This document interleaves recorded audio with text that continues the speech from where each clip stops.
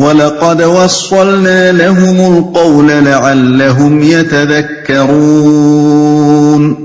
اور نصیحت کی بات پے در پے ہم انہیں پہنچا چکے ہیں تاکہ وہ غفلت سے بیدار ہوں۔ یعنی جہاں تک حق نصیحت ادا کرنے کا تعلق ہے، ہم اس قرآن میں پہم اسے ادا کر چکے ہیں، لیکن ہدایت تو اسی کو نصیب ہو سکتی ہے جو ضد اور ہٹ دھرمی چھوڑے اور تعصبات سے دل کو پاک کر کے سچائی کو سیدھی طرح قبول کرنے کے لیے تیار ہو۔ الذين آتيناهم الكتاب من قبله هم به يؤمنون وإذا يتلى عليهم قالوا آمنا به إنه الحق من ربنا إنا كنا من قبله مسلمين۔ جن لوگوں کو اس سے پہلے ہم نے کتاب دی تھی وہ اس قرآن پر ایمان لاتے ہیں، اور جب یہ ان کو سنایا جاتا ہے تو وہ کہتے ہیں کہ ہم اس پر ایمان لائے، یہ واقعی حق ہے ہمارے رب کی طرف سے، ہم تو پہلے ہی سے مسلم ہیں۔ قرآن پر ایمان لاتے ہیں، اس سے یہ مراد نہیں ہے کہ تمام اہل کتاب یہودی اور عیسائی اس پر ایمان لاتے ہیں، بلکہ یہ اشارہ دراصل اس واقعے کی طرف ہے جو اس سورہ کے نزول کے زمانے میں پیش آیا تھا، اور اس سے اہل مکہ کو شرم دلانی مقصود ہے کہ تم اپنے گھر آئی ہوئی نعمت کو ٹھکرا رہے ہو، حالانکہ دور دور کے لوگ اس کی خبر سن کر آ رہے ہیں اور اس کی قدر پہچان کر اس سے فائدہ اٹھا رہے ہیں۔ اس واقعے کو ابن حشام اور بہقی وغیرہ نے محمد ابن اسحاق کے حوالے سے اس طرح روایت کیا ہے کہ ہجرت حبشہ کے بعد جب نبی صلی اللہ علیہ وسلم کی بعثت اور دعوت کی خبریں حبش کے ملک میں پھیلی تو وہاں سے 20 کے قریب عیسائیوں کا ایک وفد تحقیق حال کے لیے مکہ معظمہ آیا اور نبی صلی اللہ علیہ وسلم سے مسجد حرام میں ملا۔ قریش کے بہت سے لوگ بھی یہ ماجرا دیکھ کر گرد و پیش کھڑے ہو گئے۔ وفد کے لوگوں نے حضور صلی اللہ علیہ وسلم سے کچھ سوالات کیے جن کا آپ نے جواب دیا، پھر آپ نے ان کو اسلام کی طرف دعوت دی اور قرآن مجید کی آیات ان کے سامنے پڑھیں۔ قرآن سن کر ان کی آنکھوں سے آنسو جاری ہو گئے اور انہوں نے اس کے کلام اللہ ہونے کی تصدیق کی اور حضور پر ایمان لے آئے۔ جب مجلس برخاست ہوئی تو ابو جہل اور اس کے چند ساتھیوں نے ان لوگوں کو راستے میں جا لیا اور انہیں سخت ملامت کی کہ بڑے نامراد ہو تم لوگ، تمہارے ہم مذہب لوگوں نے تم کو اس لیے بھیجا تھا کہ تم اس شخص کے حالات کی تحقیق کر کے آؤ اور انہیں ٹھیک ٹھیک خبر دو، مگر تم ابھی اس کے پاس بیٹھے ہی تھے کہ اپنا دین چھوڑ کر اس پر ایمان لے آئے۔ تم سے زیادہ احمق گروہ تو کبھی ہماری نظر سے نہیں گزرا۔ اس پر انہوں نے جواب دیا کہ سلام ہے بھائیو تم کو، ہم تمہارے ساتھ جہالت بازی نہیں کر سکتے، ہمیں ہمارے طریقے پر چلنے دو اور تم اپنے طریقے پر چلتے رہو، ہم اپنے آپ کو جان بوجھ کر بھلائی سے محروم نہیں رکھ سکتے۔ سیرت ابن حشام جلد 2 صفحہ 32، البدایہ والنہایہ جلد 3 صفحہ 82۔ ہم تو پہلے ہی سے مسلم ہیں، یعنی اس سے پہلے بھی ہم انبیاء علیہ السلام اور کتب آسمانی کے ماننے والے تھے، اس لیے اسلام کے سوا ہمارا کوئی اور دین نہ تھا، اور اب جو نبی اللہ تعالیٰ کی طرف سے کتاب لے کر آیا ہے اسے بھی ہم نے مان لیا ہے، لہذا در حقیقت ہمارے دین میں کوئی تبدیلی نہیں ہوئی ہے، بلکہ جیسے ہم پہلے مسلمان تھے ویسے ہی اب بھی مسلمان ہیں۔ یہ قول اس بات کی صاف صراحت کر دیتا ہے کہ اسلام صرف اس دین کا نام نہیں ہے جسے محمد صلی اللہ علیہ وسلم لے کر آئے ہیں، اور مسلم کی اصطلاح کا اطلاق محض حضور صلی اللہ علیہ وسلم کے پیروں تک محدود نہیں ہے، بلکہ ہمیشہ سے تمام انبیاء کا دین یہی اسلام تھا اور ہر زمانے میں ان سب کے پیروں مسلمان ہی تھے۔ یہ مسلمان اگر کبھی کافر ہوئے تو صرف اس وقت جبکہ کسی بعد کے آنے والے نبی صادق کو ماننے سے انہوں نے انکار کیا، لیکن جو لوگ پہلے نبی کو مانتے تھے اور بعد کے آنے والے نبی پر بھی ایمان لے آئے ان کے اسلام میں کوئی انقطاع واقع نہیں ہوا، وہ جیسے مسلمان پہلے تھے ویسے ہی بعد میں رہے۔ تعجب ہے کہ بعض بڑے بڑے اہل علم بھی اس حقیقت کے ادراک سے عاجز رہ گئے ہیں، حتیٰ کہ اس سری آیت کو دیکھ کر بھی ان کا اطمینان نہ ہوا۔ علامہ سیوطی رحمۃ اللہ علیہ نے ایک مفصل رسالہ اس موضوع پر لکھا کہ مسلم کی اصطلاح صرف امت محمد صلی اللہ علیہ وسلم کے لیے مختص ہے۔ پھر جب یہ آیت سامنے آئی تو خود فرماتے ہیں کہ میرے ہاتھوں کے طوطے اڑ گئے، لیکن کہتے ہیں کہ میں نے پھر خدا سے دعا کی کہ اس معاملے میں مجھے شرح صدر عطا کر دے۔ آخرکار اپنی رائے سے رجوع کرنے کے بجائے انہوں نے اس پر اصرار کیا اور اس آیت کی متعدد تعویلیں کر ڈالی جو ایک سے ایک بڑھ کر بے وزن ہیں۔ مثلا ان کی ایک تعبیر یہ ہے کہ انا کننا من قبلہ مسلمین کے معنی ہیں ہم قرآن کے آنے سے پہلے ہی مسلم بن جانے کا عزم رکھتے تھے، کیونکہ ہمیں اپنی کتابوں سے اس کے آنے کی خبر مل چکی تھی، اور ہمارا ارادہ یہ تھا کہ جب وہ آئے گا تو ہم اسلام قبول کر لیں گے۔ دوسری تعبیر یہ ہے کہ اس فقرے میں مسلمین کے بعد لفظ بھی محذوف ہے، یعنی پہلے ہی سے ہم قرآن کو مانتے تھے کیونکہ اس کے آنے کی ہم توقع رکھتے تھے اور اس پر پیشگی ایمان لائے ہوئے تھے، اس لیے تورات و انجیل کو ماننے کی بنا پر نہیں بلکہ قرآن کو اس کے نزول سے پہلے برحق مان لینے کی بنا پر ہم مسلم تھے۔ تیسری تعویل یہ ہے کہ تقدیر الہی میں ہمارے لیے پہلے ہی مقدر ہو چکا تھا کہ محمد صلی اللہ علیہ وسلم اور قرآن کی آمد پر ہم اسلام قبول کر لیں گے، اس لیے در حقیقت ہم پہلے ہی سے مسلم تھے۔ ان تعویلوں میں سے کسی کو دیکھ کر بھی یہ محسوس نہیں ہوتا کہ اللہ کے عطا کردہ شرح صدر کا اس میں کوئی اثر موجود ہے۔ واقعہ یہ ہے کہ قرآن صرف اسی ایک مقام پر نہیں بلکہ 20 مقامات پر اس اصولی حقیقت کو بیان کرتا ہے کہ اصل دین صرف اسلام یعنی اللہ کی فرما برداری ہے، اور خدا کی کائنات میں خدا کی مخلوق کے لیے اس کے سوا کوئی دوسرا دین ہو نہیں سکتا، اور آغاز آفرینش سے جو نبی بھی انسانوں کی ہدایت کے لیے آیا ہے وہ یہی دین لے کر آیا ہے، اور یہ کہ انبیاء علیہ السلام ہمیشہ خود مسلم رہے، اپنے پیرووں کو انہوں نے مسلم ہی بن کر رہنے کی تاکید کی ہے، اور ان کے وہ سب متبعین جنہوں نے نبوت کے ذریعے سے آئے ہوئے فرمان خداوندی کے آگے سر تسلیم خم کیا، ہر زمانے میں مسلم ہی تھے۔ اس سلسلے میں مثال کے طور پر چند آیات ملاحظہ ہوں۔ ان الدین عند اللہ الاسلام، آل عمران آیت 19، یعنی در حقیقت اللہ کے نزدیک تو دین صرف اسلام ہے۔ وَمَن يَبْتَغِ غَيْرَ الْإِسْلَامِ دِينًا فَلَن يُقْبَلَ مِنْهُ، آل عمران آیت 85، اور جو کوئی اسلام کے سوا کوئی اور دین اختیار کرے وہ ہرگز قبول نہ کیا جائے گا۔ حضرت نوح علیہ السلام فرماتے ہیں ان اجریہ الا علی اللہ وامرت ان اکون من المسلمین، یعنی میرا اجر تو اللہ کے ذمے ہے اور مجھے حکم دیا گیا ہے کہ میں مسلموں میں شامل ہو کر رہوں۔ حضرت ابراہیم علیہ السلام اور ان کی اولاد کے متعلق ارشاد ہوتا ہے اذ قال له ربه اسلم قال اسلمت لرب العالمین ووصى بها ابراہیم بنیہ ویعقوب یا بنی ان اللہ اصطفى لكم الدین فلا تموتن الا وانتم مسلمون ام کنتم شہداء اذ حضر یعقوب الموت اذ قال لبنیہ ما تعبدون من بعدی قالوا ونعبد الہک والہ آبائک ابراہیم واسماعیل واسحاق الہا واحدا ونحن له مسلمون، البقرہ آیت 131 تا 133۔ یعنی جبکہ اس کے رب نے اس سے کہا کہ مسلم یعنی تابع فرمان ہو جا، تو اس نے کہا میں مسلم ہو گیا رب العالمین کے لیے، اور اسی چیز کی وصیت کی ابراہیم علیہ السلام نے اپنی اولاد کو، اور یعقوب علیہ السلام نے بھی کہ میرے بچوں، اللہ نے تمہارے لیے اس دین کو پسند کیا ہے، لہذا تم کو موت نہ آئے مگر اس حال میں کہ تم مسلم ہو۔ کیا تم اس وقت موجود تھے جب یعقوب علیہ السلام کی وفات کا وقت آیا، جبکہ اس نے اپنی اولاد سے پوچھا کس کی بندگی کرو گے تم میرے بعد؟ انہوں نے جواب دیا ہم بندگی کریں گے آپ کے معبود اور آپ کے باپ دادا ابراہیم اور اسماعیل اور اسحاق کے معبود کی، اس کو اکیلا معبود مان کر، اور ہم اسی کے مسلم ہیں۔ ما کان ابراہیم یہودیا ولا نصرانیا ولکن کان حنیفا مسلما، آل عمران آیت 67۔ یعنی ابراہیم نہ یہودی تھا نہ نصرانی بلکہ وہ یکسو مسلم تھا۔ حضرت ابراہیم و اسماعیل علیہ السلام خود دعا مانگتے ہیں ربنا واجعلنا مسلمین لک ومن ذریتنا امتا مسلمتا لک، سورہ بقرہ آیت 128۔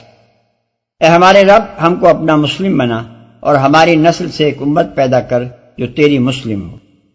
حضرت لوط علیہ السلام کے قصے میں ارشاد ہوتا ہے فما وجدنا فیہا غیر بیت من المسلمین، یعنی ہم نے قوم لوط کی بستی میں ایک گھر کے سوا مسلمانوں کا کوئی گھر نہ پایا، الذاریات آیت 36۔ حضرت یوسف علیہ السلام بارگاہ رب العزت میں عرض کرتے ہیں توفنی مسلما والحقنی بالصالحین، یعنی مجھ کو مسلم ہونے کی حالت میں موت دے اور صالحوں کے ساتھ ملا، یوسف آیت 101۔ حضرت موسیٰ علیہ السلام اپنی قوم سے کہتے ہیں یا قومی ان کنتم آمنتم باللہ فعلیہ توکلوا ان کنتم مسلمین، یعنی یہ میری قوم کے لوگو اگر تم اللہ پر ایمان لائے ہو تو اسی پر بھروسہ کرو اگر تم مسلم ہو۔ یونس آیت 84۔ بنی اسرائیل کا اصل مذہب یہودیت نہیں بلکہ اسلام تھا۔ اس بات کو دوست اور دشمن سب جانتے تھے، چنانچہ فرعون سمندر میں ڈوبتے وقت آخری کلمہ جو کہتا ہے وہ یہ ہے، آمنت انہ لا الہ الا الذی آمنت بہ بنو اسرائیل وانا من المسلمین، سورہ یونس آیت 90۔ میں مان گیا کہ کوئی معبود اس کے سوا نہیں ہے جس پر بنی اسرائیل ایمان لائے ہیں، اور میں مسلموں میں سے ہوں۔ تمام انبیاء بنی اسرائیل کا دین بھی یہی اسلام تھا۔ انا انزلنا التوراۃ فیہا ھدی ونور یحکم بہا النبیون الذین اسلموا للذین ھادوا، المائدہ آیت 44۔ ہم نے تورات نازل کی جس میں ہدایت اور روشنی تھی، اسی کے مطابق وہ نبی جو مسلم تھے ان لوگوں کے معاملات کے فیصلے کرتے تھے جو یہودی ہو گئے تھے۔ یہی حضرت سلیمان علیہ السلام کا دین تھا، چنانچہ ملکہ سبا ان پر ایمان لاتے ہوئے کہتی ہے، اسلمت مع سلیمان للہ رب العالمین، میں سلیمان کے ساتھ رب العالمین کے مسلم ہو گئی، النمل آیت 44۔ اور یہی حضرت عیسیٰ علیہ السلام اور ان کے حواریوں کا دین تھا۔ وَإِذْ أَوْحَيْتُ إِلَى الْحَوَارِيِّينَ أَنْ آمِنُوا بِي وَبِرَسُولِي قَالُوا آمَنَّا وَاشْهَدْ بِأَنَّنَا مُسْلِمُونَ، اور جب کہ میں نے حواریوں پر وحی کی کہ ایمان لاؤ مجھ پر اور میرے رسول پر، تو انہوں نے کہا ہم ایمان لائے اور گواہ رہے کہ ہم مسلم ہیں، المائدہ آیت 111۔ اس معاملے میں اگر کوئی شک اس بنا پر کیا جائے کہ عربی زبان کے الفاظ اسلام اور مسلم ان مختلف ملکوں اور مختلف زبانوں میں کیسے مستعمل ہو سکتے تھے، تو ظاہر ہے کہ یہ محض ایک نادانی کی بات ہوگی، کیونکہ اصل اعتبار عربی کے ان الفاظ کا نہیں بلکہ اس معنی کا ہے جس کے لیے یہ الفاظ عربی میں مستعمل ہوتے ہیں۔ دراصل جو بات ان آیات میں بتائی گئی ہے وہ یہ ہے کہ خدا کی طرف سے آیا ہوا حقیقی دین مسیحیت یا موسویت یا محمدیت نہیں ہے، بلکہ انبیاء اور کتب آسمانی کے ذریعے سے آئے ہوئے فرمان خداوندی کے آگے سر اطاعت جھکا دینا ہے، اور یہ رویہ جہاں جس بندہ خدا نے بھی جس زمانے میں اختیار کیا ہے وہ ایک ہی عالمگیر ازلی و ابدی دین حق کا متبع ہے۔ اس دین کو جن لوگوں نے ٹھیک ٹھیک شعور اور اخلاص کے ساتھ اختیار کیا ہے ان کے لیے موسیٰ علیہ السلام کے بعد مسیح علیہ السلام کو اور مسیح علیہ السلام کے بعد محمد صلی اللہ علیہ وسلم کو ماننا تبدیل مذہب نہیں بلکہ حقیقی دین کے اتباع کا فطری و منطقی تقاضا ہے۔ بخلاف اس کے جو لوگ انبیاء علیہ السلام کے گروہوں میں بے سوچے سمجھے گھس آئے یا پیدا ہو گئے، اور قومی و نسلی اور گروہی تعصبات نے جن کے لیے اصل مذہب کی حیثیت اختیار کر لی، وہ بس یہودی یا مسیحی بن کر رہ گئے، اور محمد صلی اللہ علیہ وسلم کے آنے پر ان کی جہالت کی قلعی کھل گئی، کیونکہ انہوں نے اللہ کے آخری نبی کا انکار کر کے نہ صرف یہ کہ آئندہ کے لیے مسلم رہنا قبول نہ کیا، بلکہ اپنی اس حرکت سے یہ ثابت کر دیا کہ حقیقت میں وہ پہلے بھی مسلم نہ تھے، محض ایک نبی یا بعد انبیاء کی شخصی گرویدگی میں مبتلا تھے، یا آبا و اجداد کی اندھی تقلید کو دین بنائے بیٹھے تھے۔ أولئك يؤتون أجرهم مرتين بما صبروا ويدرؤون بالحسنة السيئة ومما رزقناهم ينفقون۔ یہ وہ لوگ ہیں جنہیں ان کا اجر 2 بار دیا جائے گا اس ثابت قدمی کے بدلے جو انہوں نے دکھائی،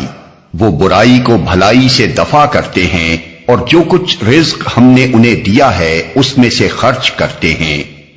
ان کا اجر 2 بار دیا جائے گا۔ یعنی ایک اجر اس ایمان کا جو وہ پہلے سیدنا عیسیٰ علیہ السلام پر رکھتے تھے، اور دوسرا اجر اس ایمان کا جو وہ اب نبی عربی محمد صلی اللہ علیہ وسلم پر لائے۔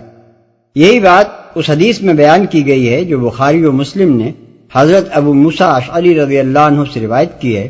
کہ نبی صلی اللہ علیہ وسلم نے فرمایا، 3 شخص ہیں جن کو دوہرا اجر ملے گا، ان میں سے ایک وہ ہے جو اہل کتاب میں سے تھا اور اپنے نبی پر ایمان رکھتا تھا، پھر محمد صلی اللہ علیہ وسلم پر ایمان لے آیا۔ ثابت قدمی کے بدلے جو انہوں نے دکھائی، یعنی انہیں یہ دوہرا اجر اس بات کا ملے گا کہ وہ قومی و نسلی اور وطنی و گروہی تعصبات سے بچ کر اصل دین حق پر ثابت قدم رہے، اور نئے نبی کی آمد پر جو سخت امتحان درپیش ہوا اس میں انہوں نے ثابت کر دیا کہ دراصل وہ مسیح پرست نہیں بلکہ خدا پرست تھے، اور شخصیت مسیح کے گرویدہ نہیں بلکہ اسلام کے متبع تھے۔ اسی وجہ سے مسیح کے بعد جب دوسرا نبی وہی اسلام لے کر آیا جسے مسیح لائے تھے، تو انہوں نے بے تکلف اس کی رہنمائی میں اسلام کا راستہ اختیار کر لیا اور ان لوگوں کا راستہ چھوڑ دیا جو مسیحیت پر جمے رہ گئے۔ برائی کو بھلائی سے دفع کرتے ہیں، یعنی وہ بدی کا جواب بدی سے نہیں بلکہ نیکی سے دیتے ہیں، جھوٹ کے مقابلے میں جھوٹ نہیں بلکہ صداقت لاتے ہیں، ظلم کو ظلم سے نہیں بلکہ انصاف سے دفع کرتے ہیں، شرارتوں کا سامنا شرارت سے نہیں بلکہ شرافت سے کرتے ہیں، اس میں سے خرچ کرتے ہیں، یعنی وہ راہ حق میں مالی اثار بھی کرتے ہیں۔ ممکن ہے کہ اس میں اشارہ اس طرف بھی ہو کہ وہ لوگ محض حق کی تلاش میں حبش سے سفر کر کے مکے آئے تھے، اس محنت اور صرف مال سے کوئی مادی منفعت ان کے پیش نظر نہ تھی۔ انہوں نے جب سنا کہ مکے میں ایک شخص نے نبوت کا دعویٰ کیا ہے تو انہوں نے ضروری سمجھا کہ خود جا کر تحقیق کریں تاکہ اگر واقعی ایک نبی ہی خدا کی طرف سے مبعوث ہوا ہو تو وہ اس پر ایمان لانے اور ہدایت پانے سے محروم نہ رہ جائے۔ وَإِذَا سَمِعُوا اللَّغْوَ أَعْرَضُوا عَنْهُ وَقَالُوا لَنَا أَعْمَالُنَا وَلَكُمْ أَعْمَالُكُمْ سَلَامٌ عَلَيْكُمْ لَا نَبْتَغِي الْجَاهِلِينَ۔ اور جب انہوں نے بیہودہ بات سنی تو یہ کہہ کر اس سے کنارہ کش ہو گئے کہ ہمارے اعمال ہمارے لیے اور تمہارے اعمال تمہارے لیے، تم کو سلام ہے، ہم جاہلوں کا سا طریقہ اختیار کرنا نہیں چاہتے۔ جب انہوں نے بیہودہ بات سنی، اشارہ ہے اس بیہودہ بات کی طرف جو ابو جہل اور اس کے ساتھیوں نے حبشی عیسائیوں کے اس وفد سے کی تھی جس کا ذکر اس سے پہلے آپ سن چکے ہیں۔ إنك لا تهدي من أحببت ولكن الله يهدي من يشاء وهو أعلم بالمهتدين۔ اے نبی، تم جسے چاہو اسے ہدایت نہیں دے سکتے مگر اللہ جسے چاہتا ہے ہدایت دیتا ہے، اور وہ ان لوگوں کو خوب جانتا ہے جو ہدایت قبول کرنے والے ہیں۔ سیاق کلام سے ظاہر ہے کہ حبشی عیسائیوں کے ایمان و اسلام کا ذکر کرنے کے بعد نبی صلی اللہ علیہ وسلم کو مخاطب کر کے یہ فقرہ ارشاد فرمانے سے مقصود دراصل کفار مکہ کو شرم دلانا تھا۔ کہنا یہ تھا کہ بد نصیبو، ماتم کرو اپنی حالت پر کہ دوسرے کہاں سے آ کر اس نعمت سے مستفید ہو رہے ہیں اور تم اس چشمہ فیض سے جو تمہارے اپنے گھر میں بہہ رہا ہے محروم رہ جاتے ہو۔ لیکن کہا گیا ہے اس انداز سے کہ اے محمد صلی اللہ علیہ وسلم، تم چاہتے ہو کہ میری قوم کے لوگ، میرے بھائی بہن، میرے عزیز و اقارب اس آب حیات سے بہرہ مند ہوں، لیکن تمہارے چاہنے سے کیا ہوتا ہے؟ ہدایت تو اللہ کے اختیار میں ہے، وہ اس نعمت سے انہی لوگوں کو فیضیاب کرتا ہے جن میں وہ قبول ہدایت کی آمادگی پاتا ہے۔ تمہارے رشتہ داروں میں اگر یہ جوہر موجود نہ ہو تو انہیں یہ فیض کیسے نصیب ہو سکتا ہے؟ صحیحین کی روایت ہے کہ یہ آیت نبی صلی اللہ علیہ وسلم کے چچا ابو طالب کے معاملے میں نازل ہوئی ہے۔ ان کا جب آخری وقت آیا تو حضور صلی اللہ علیہ وسلم نے اپنی حد تک انتہائی کوشش کی کہ وہ کلمہ لا الہ الا اللہ پر ایمان لے آئیں تاکہ ان کا خاتمہ بالخیر ہو، مگر انہوں نے ملت عبد المطلب پر ہی جان دینے کو ترجیح دی۔ اس پر اللہ تعالیٰ نے فرمایا انک لا تہدی من احببت، لیکن محدثین و مفسرین کا طریقہ معلوم و معروف ہے کہ ایک آیت عہد نبوی کے جس معاملے پر چسپاں ہوتی ہے اسے وہ آیت کی شان نزول کے طور پر بیان کرتے ہیں۔ اس لیے اس روایت اور اسی مضمون کی ان دوسری روایات سے جو ترمذی اور مسند احمد وغیرہ میں حضرت ابو ہریرہ رضی اللہ عنہ، ابن عباس رضی اللہ عنہ، ابن عمر رضی اللہ وغیرہ سے مروی ہیں، لازماً یہی نتیجہ نہیں نکلتا کہ سورہ قصص کی یہ آیت ابو طالب کی وفات کے وقت نازل ہوئی تھی، بلکہ ان سے صرف یہ معلوم ہوتا ہے کہ اس آیت کے مضمون کی صداقت سب سے زیادہ اس موقع پر ظاہر ہوئی۔ اگرچہ حضور صلی اللہ علیہ وسلم کی دلی خواہش تو ہر بندہ خدا کو راہ راست پر لانے کی تھی، لیکن سب سے بڑھ کر اگر کسی شخص کا کفر پر خاتمہ حضور صلی اللہ علیہ وسلم کو شاق ہو سکتا تھا اور ذاتی محبت و تعلق کی بنا پر سب سے زیادہ کسی شخص کی ہدایت کے آپ آرزو مند ہو سکتے تھے تو وہ ابو طالب تھے۔ لیکن جب ان کو بھی ہدایت دینے پر آپ قادر نہ ہوئے تو یہ بات بالکل ظاہر ہو گئی کہ کسی کو ہدایت بخشنا اور کسی کو اس سے محروم رکھنا نبی کے بس کی بات نہیں۔ یہ معاملہ بالکل اللہ کے ہاتھ میں ہے اور اللہ کے ہاں سے یہ دولت کسی رشتہ داری و برادری کی بنا پر نہیں بلکہ آدمی کی قبولیت و استعداد اور مخلصانہ صداقت پسندی کی بنا پر عطا ہوتی ہے۔ وَقَالُوا إِن نَّتَّبِعِ الْهُدَىٰ مَعَكَ نُتَخَطَّفْ مِنْ أَرْضِنَا أَوَلَمْ نُمَكِّنْ لَهُمْ حَرَمًا آمِنًا يُجْبَى إِلَيْهِ ثَمَرَاتُ كُلِّ شَيْءٍ رِزْقًا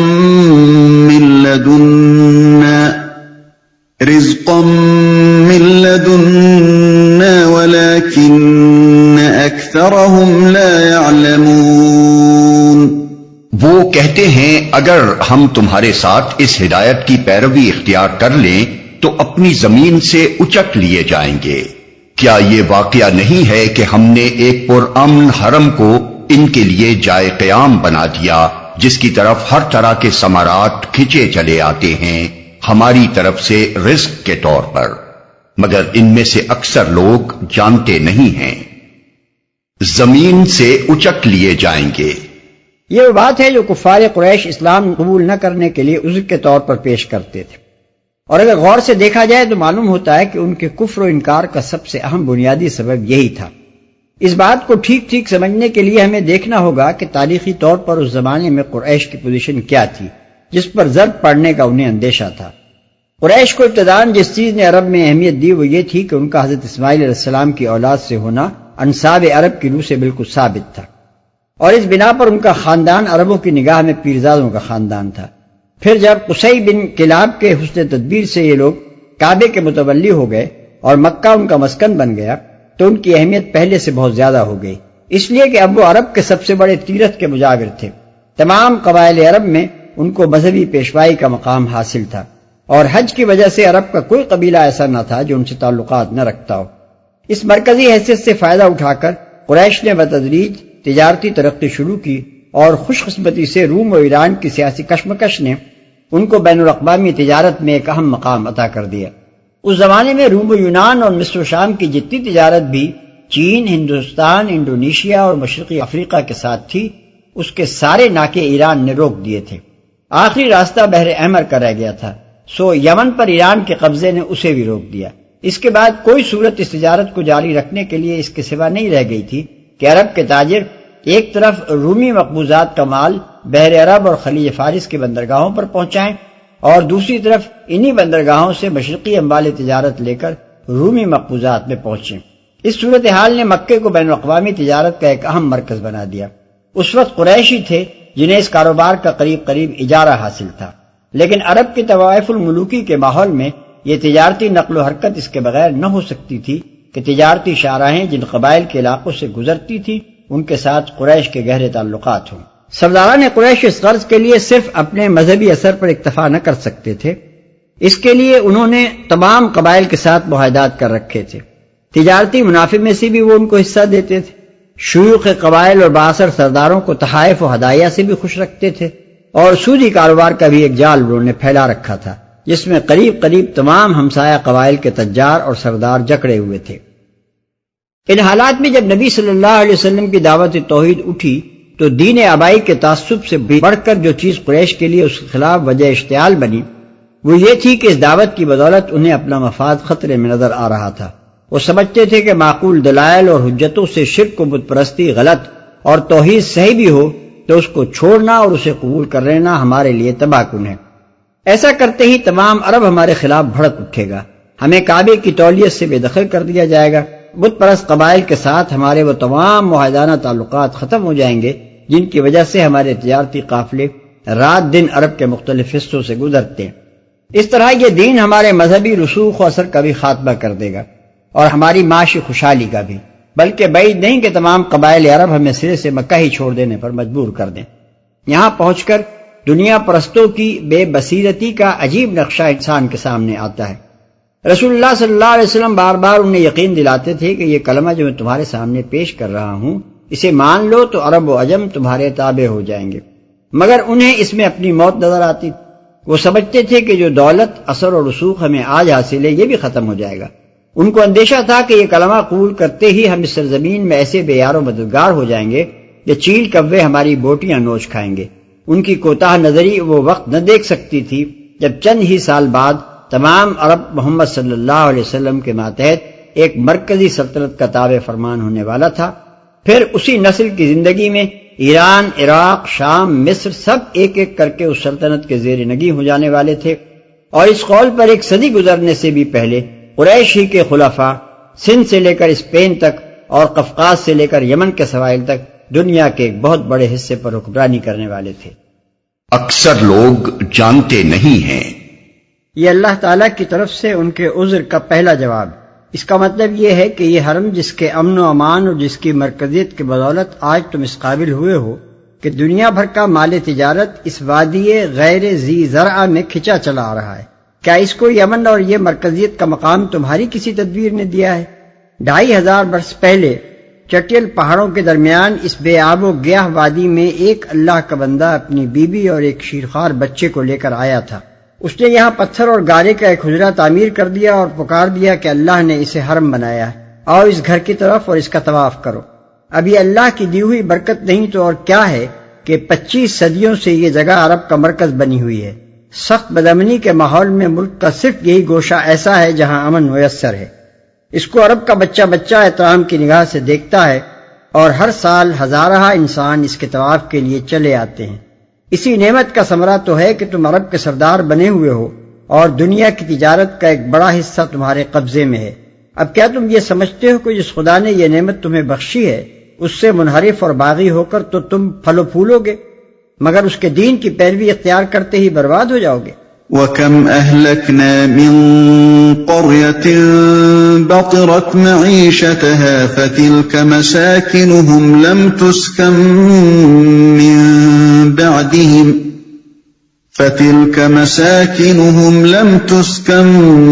مِّن بَعْدِهِمْ إِلَّا قَلِيلًا وَكُنَّا نَحْنُ الْوَارِثِينَ۔ اور کتنی ہی ایسی بستیاں ہم تباہ کر چکے ہیں جن کے لوگ اپنی معیشت پر اترا گئے تھے، سو دیکھ لو وہ ان کے مسکن پڑے ہوئے ہیں جن میں ان کے بعد کم ہی کوئی بسا ہے، آخر کار ہم ہی وارث ہو کر رہے۔ یہ ان کے عذر کا دوسرا جواب۔ اس کا مطلب یہ ہے کہ جس مال و دولت اور خوشحالی پر تم اترائے ہوئے ہو اور جس کے کھوئے جانے کے خطرے سے باطل پر جمنا اور حق سے منہ موڑنا چاہتے ہو، یہی چیز کبھی عاد اور سمود اور سبا اور مدین اور قوم لوط کے لوگوں کو بھی حاصل تھی، پھر کیا یہ چیز ان کو تباہی سے بچا سکی؟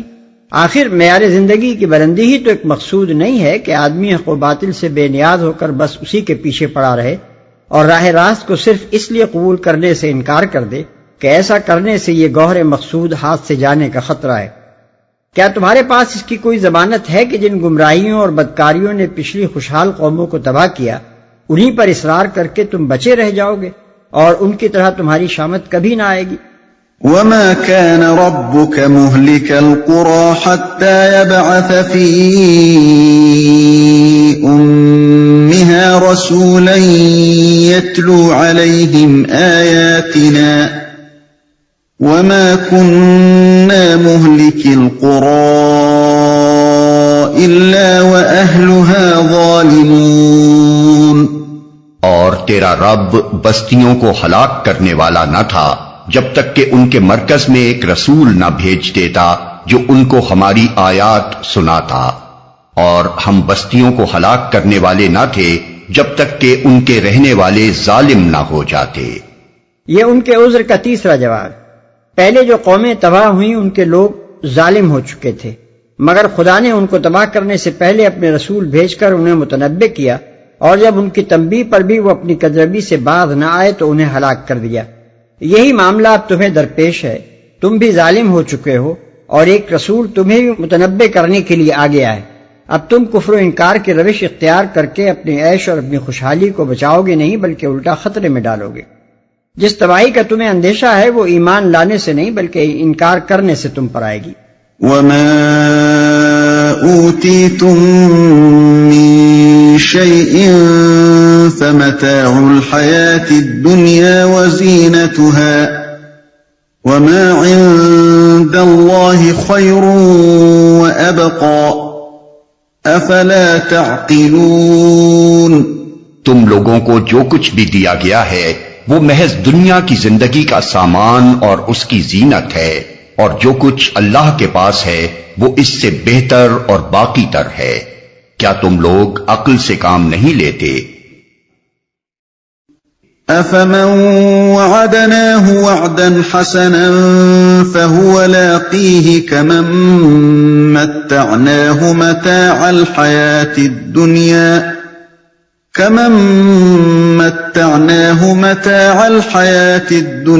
ثُمَّ هُوَ يَوْمَ الْقِيَامَةِ مِنَ الْمُحْضَرِينَ۔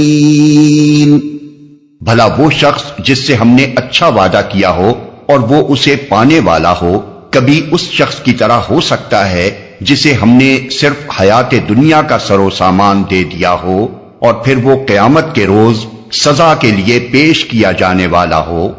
یہ ان کے عذر کا چوتھا جواب ہے۔ اس جواب کو سمجھنے کے لیے پہلے دو باتیں اچھی طرح ذہن نشین ہو جانی چاہیے۔ اول یہ کہ دنیا کی موجودہ زندگی، جس کی مقدار کسی کے لیے بھی چند سالوں سے زیادہ نہیں ہوتی، محض ایک سفر کا عارضی مرحلہ ہے۔ اصل زندگی جو ہمیشہ قائم رہنے والی ہے آگے آنی ہے۔ موجودہ عارضی زندگی میں انسان خواہ کتنا ہی سر و سامان جمع کر لے اور چند سال کیسے ہی عیش کے ساتھ بسر کر لے، بہرحال اسے ختم ہونا ہے اور یہاں کا سب سر و سامان آدمی کو یوں ہی چھوڑ کر اٹھ جانا ہے۔ اس مختصر سے عرصہ حیات کا عیش اگر آدمی کو اس قیمت پر حاصل ہوتا ہو کہ آئندہ کی ابدی زندگی میں وہ دائماً خستہ حال اور مبتلا مصیبت رہے، تو کوئی صاحب عقل آدمی یہ خسارے کا سودا نہیں کر سکتا۔ اس کے مقابلے میں ایک عقلمند آدمی اس کو ترجیح دے گا کہ یہاں چند سال مصیبتیں بھگت لے، مگر یہاں سے وہ بھلائیاں کما کر لے جائے جو بعد کی دائمی زندگی میں اس کے لیے ہمیشگی کے عیش کی موجب بنے۔ دوسری بات یہ ہے کہ اللہ کا دین انسان سے مطالبہ نہیں کرتا کہ وہ اس دنیا کی متاع حیات سے استفادہ نہ کرے اور اس کی زینت کو خوامخواہ لات ہی مار دے۔ اس کا مطالبہ صرف یہ ہے کہ وہ دنیا پر آخرت کو ترجیح دے، کیونکہ دنیا فانی ہے اور آخرت باقی، اور دنیا کا عیش کمتر ہے اور آخرت کا عیش بہتر۔ اس لیے دنیا کی وہ متاع اور زینت تو آدمی کو ضرور حاصل کرنی چاہیے جو آخرت کی باقی رہنے والی زندگی میں اسے سرخرو کرے، یا کم از کم یہ کہ اسے وہاں کے ابدی خسارے میں مبتلا نہ کرے۔ لیکن جہاں معاملہ مقابلے کا آ پڑے، یعنی دنیا کی کامیابی اور آخرت کی کامیابی ایک دوسرے کی ضد ہو جائیں، وہاں دین حق کا مطالبہ انسان سے یہ ہے، اور یہی عقل سلیم کا مطالبہ بھی ہے، کہ آدمی دنیا کو آخرت پر قربان کر دے اور اس دنیا کی عارضی متاع و زینت کی خاطر وہ راہ ہرگز اختیار نہ کرے جس سے ہمیشہ کے لیے اس کی عاقبت خراب ہوتی ہو۔ ان دو باتوں کو نگاہ میں رکھ کر دیکھیے کہ اللہ تعالیٰ اوپر کے فقروں میں کفار مکہ سے کیا فرماتا ہے۔ وہ یہ نہیں فرماتا کہ تم اپنی تجارت لپیٹ دو، اپنے کاروبار ختم کر دو اور ہمارے پیغمبر کو مان کر فقیر ہو جاؤ، بلکہ وہ یہ فرماتا ہے کہ یہ دنیا کی دولت جس پر تم ریجھے ہوئے ہو بہت تھوڑی دولت ہے، اور بہت تھوڑے دنوں کے لیے تم اس کا فائدہ اس حیات دنیا میں اٹھا سکتے ہو۔ اس کے برعکس اللہ کے ہاں جو کچھ ہے وہ اس کی بنسبت کم و کیف، یعنی کوانٹیٹی اور کوالٹی میں بھی بہتر ہے اور ہمیشہ باقی رہنے والا بھی ہے۔ اس لیے تم سخت حماقت کرو گے اگر اس عارضی زندگی کی محدود نعمتوں سے متمتع ہونے کی خاطر وہ روش اختیار کرو جس کا نتیجہ آخرت کے دائمی خسارے کی شکل میں تمہیں بھگتنا پڑے۔ تم خود مقابلہ کر کے دیکھ لو کہ کامیاب آیا وہ شخص ہے جو محنت و جافشانی کے ساتھ اپنے رب کی خدمت بجا لائے اور پھر ہمیشہ کے لیے اس کے انعام سے سرفراز ہو، یا وہ شخص جو گرفتار ہو کر مجرم کی حیثیت سے خدا کی عدالت میں پیش کیا جانے والا ہو اور گرفتاری سے پہلے محض چند روز حرام کی دولت سے مزے لوٹ لینے کا اس کو موقع مل جائے۔ وَيَوْمَ يُنَادِيهِمْ فَيَقُولُ أَيْنَ شُرَكَائِيَ الَّذِينَ كُنتُمْ تَزْعُمُونَ۔ اور بھول نہ جائیں یہ لوگ اس دن کو جبکہ وہ ان کو پکارے گا اور پوچھے گا، کہاں ہیں میرے وہ شریک جن کا تم گمان رکھتے تھے؟ یہ تقریر بھی اسی چوتھے جواب کے سلسلے میں ہے اور اس کا تعلق اوپر کی آیت کے آخری فقرے سے ہے۔ اس میں یہ بتایا جا رہا ہے کہ محض اپنے دنیاوی مفاد کی خاطر شرک و بت پرستی اور انکار نبوت کی جس گمراہی پر یہ لوگ اصرار کر رہے ہیں، آخرت کی ابدی زندگی میں اس کا کیسا برا نتیجہ انہیں دیکھنا پڑے گا۔ اس سے یہ احساس دلانا مقصود ہے کہ فرض کرو دنیا میں تم پر کوئی آفت نہ بھی آئے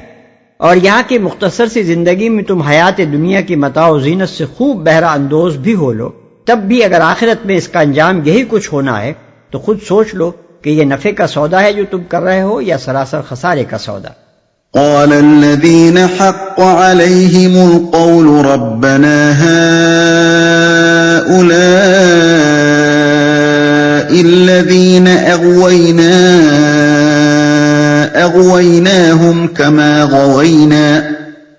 أغويناهم كما غوينا تبرأنا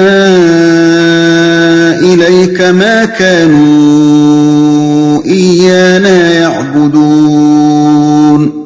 یہ قول جن پر چسپاں ہوگا وہ کہیں گے اے ہمارے رب، بے شک یہی لوگ ہیں جن کو ہم نے گمراہ کیا تھا، انہیں ہم نے اسی طرح گمراہ کیا جیسے ہم خود گمراہ ہوئے، ہم آپ کے سامنے برات کا اظہار کرتے ہیں، یہ ہماری تو بندگی نہیں کرتے تھے.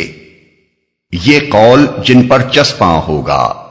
اس سے مراد وہ شیاطین جن و انس ہیں جن کو دنیا میں خدا کا شریک بنایا گیا تھا، جن کی بات کے مقابلے میں خدا اور اس کے رسولوں کی بات کو رد کیا گیا تھا، اور جن کے اعتماد پر صراط مستقیم کو چھوڑ کر زندگی کے غلط راستے اختیار کیے گئے تھے. ایسے لوگوں کو خواہ کسی نے الہ اور رب کہا ہو یا نہ کہا ہو، بہرحال جب ان کی اطاعت و پیروی اس طرح کی گئی جیسے خدا کی ہونی چاہیے تو لازماً انہیں خدائی میں شریک کیا گیا. برات کا اظہار کرتے ہیں، یعنی ہم نے زبردستی ان کو گمراہ نہیں کیا تھا، ہم نے نہ ان سے بینائی اور سماعت سلب کی تھی، نہ ان سے سوچنے سمجھنے کی صلاحیتیں چھین لی تھیں، اور نہ ایسی ہی کوئی صورت پیش آئی تھی کہ یہ تو راہ راست کی طرف جانا چاہتے ہوں مگر ہم ان کا ہاتھ پکڑ کر جبراً انہیں غلط راستے پر کھینچ لے گئے ہوں.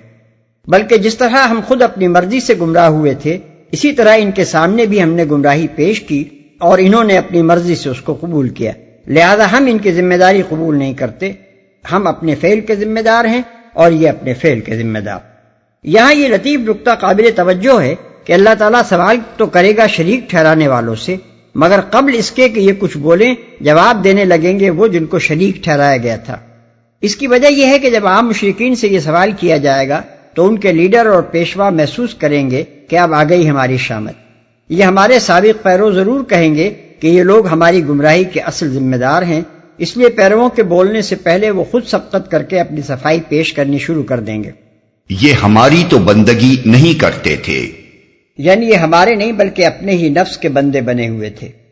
وَقِيلَ دَعُوا شُرَكَاءَكُمْ فَدَعَوْهُمْ فَلَمْ يَسْتَجِيبُوا لَهُمْ وَرَأَوُا الْعَذَابَ لَوْ أَنَّهُمْ كَانُوا يَهْتَدُونَ. پھر ان سے کہا جائے گا کہ پکارو اب اپنے ٹھہرائے ہوئے شریکوں کو،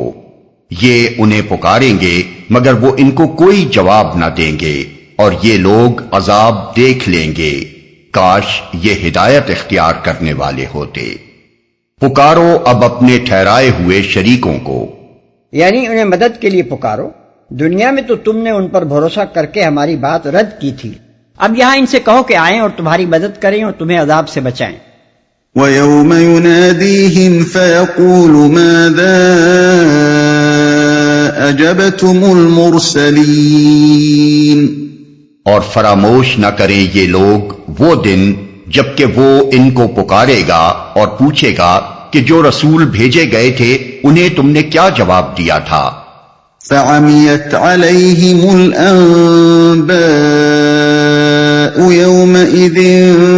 فَهُمْ لَا يَتَسَاءَلُونَ. فَأَمَّا مَن تَابَ وَآمَنَ وَعَمِلَ صَالِحًا فَعَسَىٰ أَن يَكُونَ مِنَ الْمُفْلِحِينَ.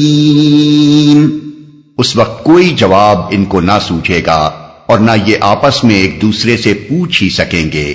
البتہ جس نے آج توبہ کر لی اور ایمان لے آیا اور نیک عمل کیے وہی یہ توقع کر سکتا ہے کہ وہاں فلاح پانے والوں میں سے ہوگا. وَرَبُّكَ يَخْلُقُ مَا يَشَاءُ وَيَخْتَارُ مَا كَانَ لَهُمُ الْخِيَرَةُ سُبْحَانَ اللَّهِ وَتَعَالَى عَمَّا يُشْرِكُونَ. تیرا رب پیدا کرتا ہے جو کچھ چاہتا ہے اور وہ خود ہی اپنے کام کے لیے جسے چاہتا ہے منتخب کر لیتا ہے،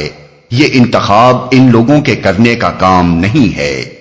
اللہ پاک ہے اور بہت بالا تر ہے اس شرک سے جو یہ لوگ کرتے ہیں. یہ انتخاب ان لوگوں کے کرنے کا کام نہیں ہے. یہ ارشاد دراصل شرک کی تردید میں ہے. مشرکین نے اللہ تعالیٰ کی مخلوقات میں سے جو بے شمار معبود اپنے لیے بنا لیے ہیں اور ان کو اپنی طرف سے جو اوصاف، مراتب اور مناصب سونپ رکھے ہیں اس پر اعتراض کرتے ہوئے اللہ تعالیٰ فرماتا ہے کہ اپنے پیدا کیے ہوئے انسانوں، فرشتوں، جنوں اور دوسرے بندوں میں سے ہم خود جس کو جیسے چاہتے ہیں اوصاف، صلاحیتیں اور طاقتیں بخشتے ہیں، اور جو کام جس سے لینا چاہتے ہیں لیتے ہیں۔ یہ اختیارات آخر ان مشرکین کو کیسے اور کہاں سے مل گئے کہ میرے بندوں میں سے جس کو چاہیں مشکل کشا، جسے چاہیں گنج بخش اور جسے چاہیں فریادرس قرار دے لیں، جسے چاہیں بارش برسانے کا مختار، جسے چاہیں روزگار یا اولاد بخشنے والا، جسے چاہیں بیماری اور صحت کا مالک بنا دے، جسے چاہیں میری خدائی کے کسی حصے کا فرمانروا ٹھہرا لیں، اور میرے اختیارات میں سے جو کچھ جس کو چاہیں سونپ دیں۔ کوئی فرشتہ ہو یا جن یا نبی یا ولی، بہرحال جو بھی ہے ہمارا پیدا کیا ہوا ہے۔ جو کمالات بھی کسی کو ملے ہیں ہماری عطا و بخشش سے ملے ہیں، اور جو خدمت بھی ہم نے جس سے لینی چاہی ہے لی ہے۔ اس برگزیدگی کے یہ معنی آخر کیسے ہو گئے کہ یہ بندے بندگی کے مقام سے اٹھا کر خدائی کے مرتبے پر پہنچا دیے جائیں، اور خدا کو چھوڑ کر ان کے آگے سر نیاز جھکا دیا جائے، ان کو مدد کے لیے پکارا جانے لگے، ان سے حاجتیں طلب کی جانے لگے، انہیں قسمتوں کا بنانے اور بگاڑنے والا سمجھ لیا جائے، اور انہیں خدائی صفات و اختیارات کا حامل قرار دے دیا جائے۔ وَرَبُّكَ يَعْلَمُ مَا تُكِنُّ صُدُورُهُمْ وَمَا يُعْلِنُونَ، تیرا رب جانتا ہے جو کچھ یہ دلوں میں چھپائے ہوئے ہیں اور جو کچھ یہ ظاہر کرتے ہیں۔ اس سلسلہ کلام میں یہ بات جس مقصد کے لیے ارشاد فرمائی گئی ہے وہ یہ ہے کہ ایک شخص یا گروہ دنیا میں لوگوں کے سامنے یہ دعویٰ کر سکتا ہے کہ جس گمراہی کو اس نے اختیار کیا ہے اس کی صحت پر وہ بڑے معقول وجوہ سے مطمئن ہے، اور اس کے خلاف جو دلائل دیے گئے ہیں ان سے فی الحقیقت اس کا اطمینان نہیں ہوا ہے، اور اس گمراہی کو اس نے کسی برے جذبے سے نہیں بلکہ خالص نیک نیتی کے ساتھ اختیار کیا ہے، اور اس کے سامنے کبھی کوئی ایسی چیز نہیں آئی ہے جس سے اس کی غلطی اس پر واضح ہو، لیکن اللہ تعالیٰ کے سامنے اس کی یہ بات نہیں چل سکتی۔ وہ صرف ظاہر ہی کو نہیں دیکھتا، اس کے سامنے تو آدمی کے دل و دماغ کا ایک ایک گوشہ کھلا ہوا ہے، وہ اس کے علم اور احساسات اور جذبات اور خواہشات اور نیت اور ضمیر ہر چیز کو براہ راست جانتا ہے۔ اس کو معلوم ہے کہ کس شخص کو کس کس وقت کن کن ذرائع سے تنبیہ ہوئی، کن کن راستوں سے حق پہنچا، کس کس طریقے سے باطل کا باطل ہونا اس پر کھلا، اور پھر وہ اصل محرکات کیا تھے جن کی بنا پر اس نے اپنی گمراہی کو ترجیح دی اور حق سے منہ موڑا۔ وَهُوَ اللَّهُ لَا إِلَٰهَ إِلَّا هُوَ لَهُ الْحَمْدُ فِي الْأُولَىٰ وَالْآخِرَةِ وَلَهُ الْحُكْمُ وَإِلَيْهِ تُرْجَعُونَ۔ وہی ایک اللہ ہے جس کے سوا کوئی عبادت کا مستحق نہیں، اسی کے لیے حمد ہے دنیا میں بھی اور آخرت میں بھی، فرما روائی اسی کی ہے اور اسی کی طرف تم سب پلٹائے جانے والے ہو۔ قُلْ أَرَأَيْتُمْ إِن جَعَلَ اللَّهُ عَلَيْكُمُ اللَّيْلَ سَرْمَدًا إِلَى يَوْمِ الْقِيَامَةِ مَنْ إِلَٰهٌ غَيْرُ اللَّهِ يَأْتِيكُم بِضِيَاءٍ أَفَلَا تَسْمَعُونَ۔ اے نبی ان سے کہو، کبھی تم نے غور کیا کہ اگر اللہ قیامت تک تم پر ہمیشہ کے لیے رات طاری کر دے تو اللہ کے سوا وہ کون سا معبود ہے جو تمہیں روشنی لا دے؟ کیا تم سنتے نہیں ہو؟ قُلْ أَرَأَيْتُمْ إِن جَعَلَ اللَّهُ عَلَيْكُمُ النَّهَارَ سَرْمَدًا إِلَى يَوْمِ الْقِيَامَةِ مَنْ إِلَٰهٌ غَيْرُ اللَّهِ يَأْتِيكُم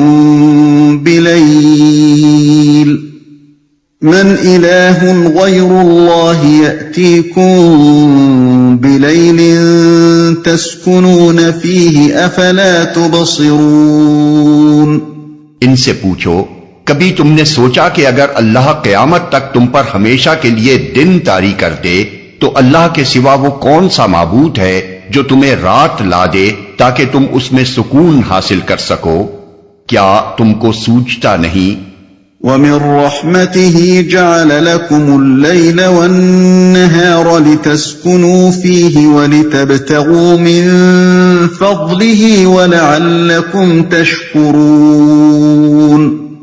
یہ اسی کی رحمت ہے کہ اس نے تمہارے لیے رات اور دن بنائے تاکہ تم رات میں سکون حاصل کرو اور دن کو اپنے رب کا فضل تلاش کرو، شاید کہ تم شکر گزار بنو۔ وَيَوْمَ يُنَادِيهِمْ فَيَقُولُ أَيْنَ شُرَكَائِيَ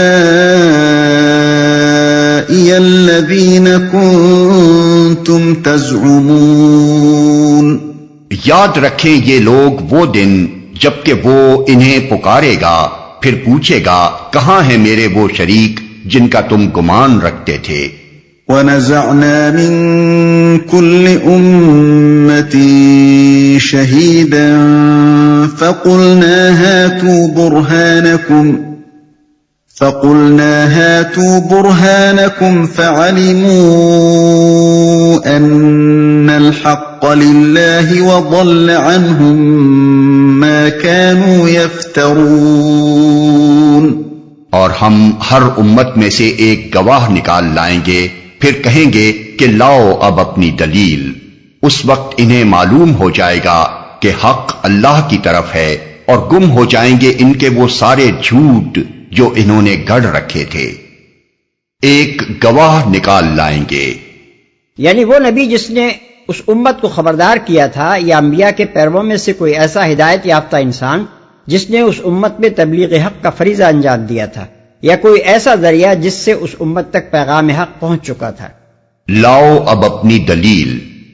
یعنی اپنی صفائی میں کوئی ایسی حجت پیش کرو جس کی بنا پر تمہیں معاف کیا جا سکے، یا تو یہ ثابت کرو کہ تم جس شرک، جس انکار آخرت اور جس انکار نبوت پر قائم تھے وہ برحق تھا، اور تم نے معقول وجوہ کی بنا پر یہ مسلک اختیار کیا تھا، یا یہ نہیں تو پھر کم از کم یہی ثابت کر دو کہ خدا کی طرف سے تم کو اس غلطی پر متنبہ کرنے اور ٹھیک بات تم تک پہنچانے کا کوئی انتظام نہیں کیا گیا تھا۔ إن قارون كان من قوم موسى فبغى عليهم وآتيناه من الكنوز ما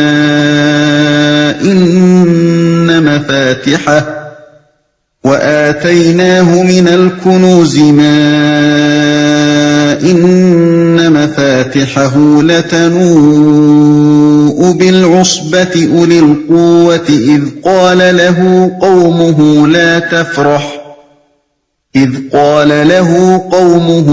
تفرح إن الله لا يحب الفرحين وابتغ فيما آتاك الله الدار الآخرة ولا تنس نصيبك من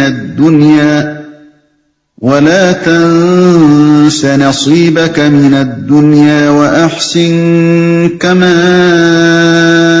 أحسن الله إليك ولا تبغ الفساد في الأرض إن الله لا يحب المفسدين۔ یہ ایک واقعہ ہے کہ قارون موسیٰ کی قوم کا ایک شخص تھا، پھر وہ اپنی قوم کے خلاف سرکش ہو گیا، اور ہم نے اس کو اتنے خزانے دے رکھے تھے کہ ان کی کنجیاں طاقتور آدمیوں کی ایک جماعت مشکل سے اٹھا سکتی تھی۔ ایک دفعہ جب اس کی قوم کے لوگوں نے اس سے کہا پھول نہ جا، اللہ پھولنے والوں کو پسند نہیں کرتا، جو مال اللہ نے تجھے دیا ہے اس سے آخرت کا گھر بنانے کی فکر کر، اور دنیا میں سے بھی اپنا حصہ فراموش نہ کر،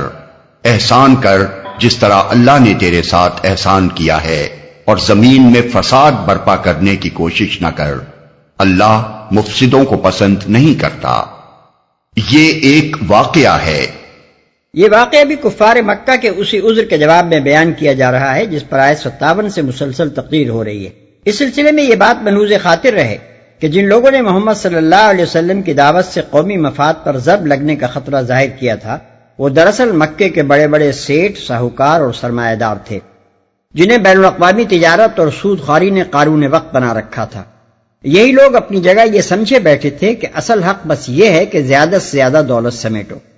اس مقصد پر جس چیز سے بھی آنچ آنے کا اندیشہ ہو وہ سراسر باطل ہے، جسے کسی حال میں قبول نہیں کیا جا سکتا۔ دوسری طرف عوام الناس دولت کے ان میناروں کو آرزو بھری نگاہوں سے دیکھتے تھے، اور ان کی غائب تمنا بس یہ تھی کہ جس بلندی پر یہ لوگ پہنچے ہوئے ہیں کاش ہمیں بھی اس تک پہنچنا نصیب ہو جائے۔ اس زر پرستی کے ماحول میں یہ دلیل بڑی وزنی سمجھی جا رہی تھی کہ محمد صلی اللہ علیہ وسلم جس توحید و آخرت کی اور جس ضابطۂ اخلاق کی دعوت دے رہے ہیں اسے مان لیا جائے تو قریش کی عظمت کا یہ فلک بوس قصر زمین پر آ رہے گا، اور تجارتی کاروبار تو درکنار جینے تک کے لالے پڑ جائیں گے۔ اپنی قوم کے خلاف سرکش ہو گیا۔ قارون جس کا نام بائبل اور تلمود میں قورح یعنی کوراہ بیان کیا گیا ہے، حضرت موسیٰ علیہ السلام کا چچازاد بھائی تھا۔ بائبل کی کتاب خروج باب 6 آیت 18 اور 21 میں جو نسب نامہ درج ہے، اس کی روح سے حضرت موسیٰ علیہ السلام اور قارون کے والد باہم سگے بھائی تھے۔ قرآن مجید میں دوسری جگہ یہ بتایا گیا ہے کہ یہ شخص بنی اسرائیل میں سے ہونے کے باوجود فرعون کے ساتھ جا ملا تھا اور اس کا مقرب بن کر اس حد کو پہنچ گیا تھا کہ موسیٰ علیہ السلام کی دعوت کے مقابلے میں فرعون کے بعد مخالفت کے جو 2 سب سے بڑے سرغنے تھے ان میں سے ایک یہی قارون تھا۔ قرآن میں ارشاد ہوتا ہے وَلَقَدْ أَرْسَلْنَا مُوسَىٰ بِآيَاتِنَا وَسُلْطَانٍ مُّبِينٍ إِلَىٰ فِرْعَوْنَ وَحَامَانَ وَقَارُونَ فَقَالُوا سَاحِرٌ كَذَّابٌ، سورہ مومن آیت 23 اور 24۔ یعنی ہم نے موسیٰ کو اپنی نشانیوں اور کھلی دلیل کے ساتھ فرعون اور حامان اور قارون کی طرف بھیجا، مگر انہوں نے کہا کہ یہ ایک جادوگر ہے، سخت چھوٹا۔ اس سے واضح ہو جاتا ہے کہ قارون اپنی قوم سے باغی ہو کر اس دشمن طاقت کا پٹھو بن گیا تھا جو بنی اسرائیل کو جڑ بنیاد سے ختم کر دینے پر تلی ہوئی تھی، اور اس قومی غداری کی بدولت اس نے فرعونی سلطنت میں یہ مرتبہ حاصل کر لیا تھا کہ حضرت موسیٰ علیہ السلام فرعون کے علاوہ مصر کی جن 2 بڑی ہستیوں کی طرف بھیجے گئے تھے وہ 2 ہی تھیں، ایک فرعون کا وزیر حامان اور دوسرا یہ اسرائیلی سیٹھ۔ باقی سب اعیان سلطنت اور درباری ان سے کمتر درجے میں تھے جن کا خاص طور پر نام لینے کی ضرورت نہ تھی۔ قارون کی یہی پوزیشن سورہ عنکبوت کی آیت 39 میں بھی بیان کی گئی ہے۔ ایک جماعت مشکل سے اٹھا سکتی تھی۔ بائبل گنتی باب 16 میں اس کا جو قصہ بیان کیا گیا ہے اس میں اس شخص کی دولت کا کوئی ذکر نہیں ہے، مگر یہودی روایات یہ بتاتی ہیں کہ یہ شخص غیر معمولی دولت کا مالک تھا، حتیٰ کہ اس کے خزانوں کی کنجیاں اٹھانے کے لیے 300 خچر درکار ہوتے تھے۔ جوش انسائکلوپیڈیا جلد 7 صفحہ 556۔ یہ بیان اگرچہ انتہائی مبالغہ آمیز ہے، لیکن اس سے یہ معلوم ہو جاتا ہے کہ اسرائیلی روایات کی روح سے بھی قارون اپنے وقت کا بہت بڑا دولت مند آدمی تھا۔ قال انما اوتیته على علم عندي اولم يعلم ان الله قد اهلك من قبله من القرون من هو اشد منه قوة واكثر جمعا ولا يسأل عن ذنوبهم المجرمون۔ تو اس نے کہا یہ سب کچھ تو مجھے اس علم کی بنا پر دیا گیا ہے جو مجھ کو حاصل ہے۔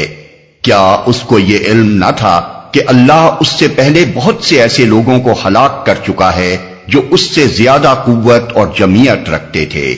مجرموں سے تو ان کے گناہ نہیں پوچھے جاتے۔ اس علم کی بنا پر دیا گیا ہے جو مجھ کو حاصل ہے۔ اصل الفاظ ہیں انما اوتیتہ علی علم عندی۔ اس کے 2 مطلب ہو سکتے ہیں۔ ایک یہ کہ میں نے جو کچھ پایا ہے اپنی قابلیت سے پایا ہے، یہ کوئی فضل نہیں ہے جو استحقاق کے بجائے احسان کے طور پر کسی نے مجھ کو دیا ہو،